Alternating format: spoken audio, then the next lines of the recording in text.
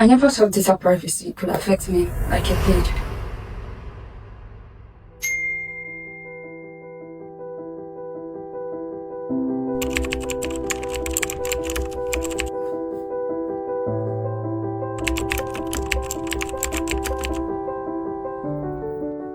I never thought data privacy could affect me like it did.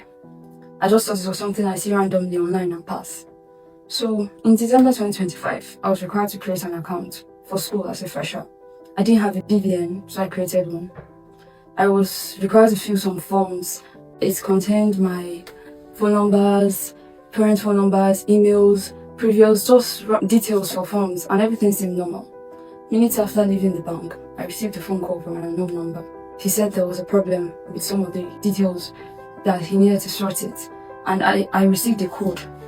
And he said that I should tell them to him. So I was already scared and panicked, and I told them. Then seconds, and all the money in my other account was gone.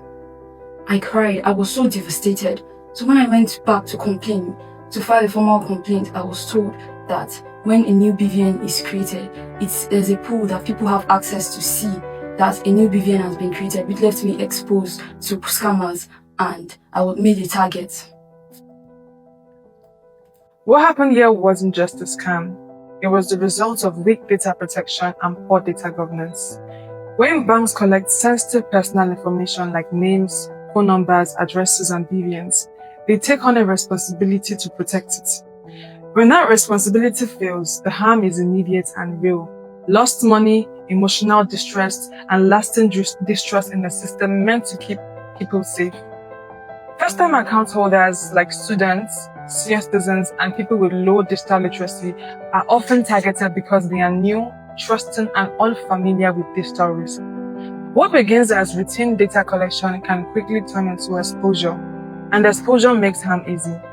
This is how weak data governance becomes real-world harm. Banks must be held accountable for how customer data is accessed, shared, and secured.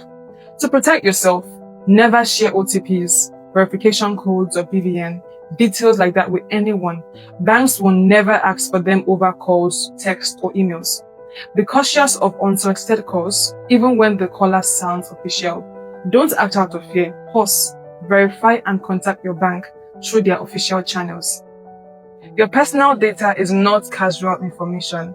Access to it should never be casual either. We call for stronger data governance and better protection, especially for first-time users, senior citizens, and people with low digital literacy. Data protection failures don't stay digital. They harm real people.